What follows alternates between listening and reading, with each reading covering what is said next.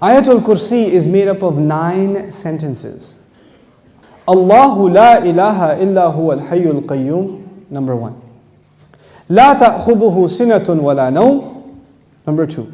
Lahu ma fis samawati wa ma fil ard, number 3. What's number 4? Man dha alladhi yashfa'u 'indahu illa bi idhnihi. That's number 4. Ya'lamu ma bayna aydihim wa ma khalfahum, number 5. Then وَلَا يُحِيطُونَ بِشَيْءٍ مِّنْ عِلْمِ إِلَّا بِمَا شَاءَ, number 6. Then وَسِعَ كُرْسِيُّهُ السَّمَاوَاتِ وَالْأَرْضِ, number 7. وَلَا يَؤُودُهُ حِفْظُهُمَا, number 8. وَهُوَ الْعَلِيُّ الْعَظِيمُ, number 9. 9 sentences. The first sentence is Allahu la ilaha illa huwa al-hayyul qayyum. It's a beautiful sentence which ends with 2 of Allah's names. What are those 2 names? Al-Hayy, Al-Qayyum, the living and the source of all establishment. Everything stands and exists and is maintained because of Allah. What's incredible is that the last sentence, sentence number 1, has something in common with sentence number 9, which is وَهُوَ الْعَلِيُّ الْعَظِيمُ. How many names of Allah in the last sentence? 2 names of Allah in the first sentence, 2 names of Allah in the last sentence. Okay. Before I go to the second sentence, let me tell you something about security. Security guards have a very hard job.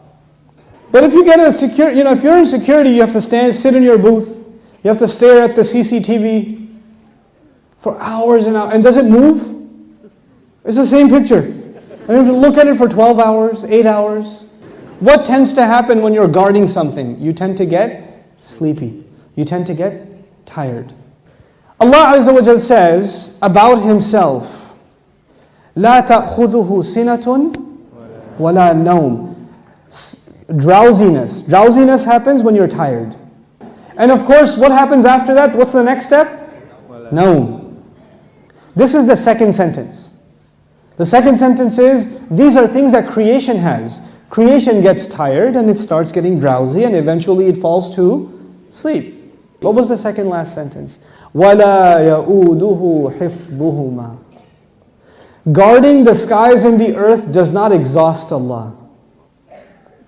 When someone's exhausted, what do they get? Sina and Naum. The second sentence is actually connected to the second last sentence.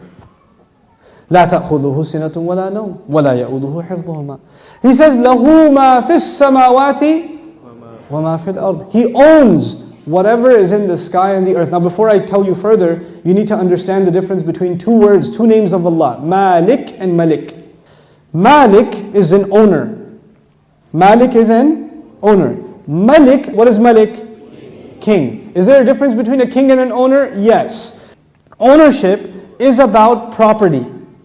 But kingdom is not about, you're not the king over a tree or the king over a piece of land. You're the king over the people who live in that land.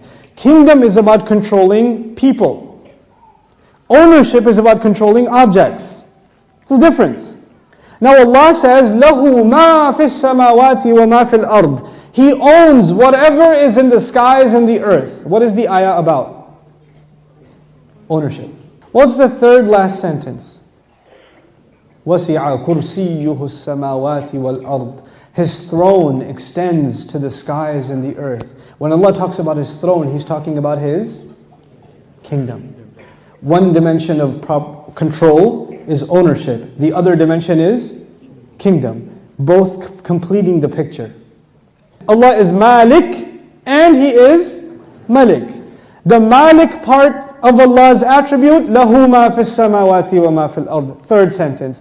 The kingdom of Allah, وَسِعَ كُرْسِيُّهُ السَّمَاوَاتِ وَالْأَرْضِ. Okay. What's the fourth sentence? مَنْ ذَا الَّذِي يَشْفَعُ عِنْدَهُ إِلَّا بِإِذْنِهِ. Let's understand this ayah first.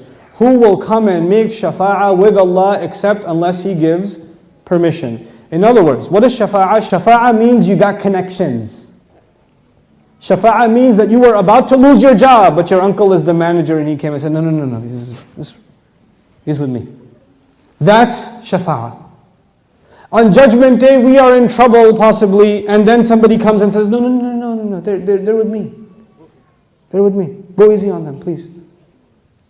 We beg Allah Azza wa Jal to qualify us for the shafa'ah of Rasulullah sallallahu alaihi wasallam. So this ayah is about nobody having any authority unless Allah gives it to them. وَلَا يُحِيطُونَ بِشَيْءٍ مِّنْ عِلْمِهِ. They know nothing, they can control, they encircle nothing of His knowledge. إِلَّا, except بِمَا شَاءَ. The fourth sentence and the sixth sentence are both about a statement about Allah and the only exception. The statement was, nobody has authority to make a case except whoever Allah gives permission. They have no knowledge except whoever He wants to give knowledge to. Otherwise they know nothing. The fourth and the sixth sentence are correlated.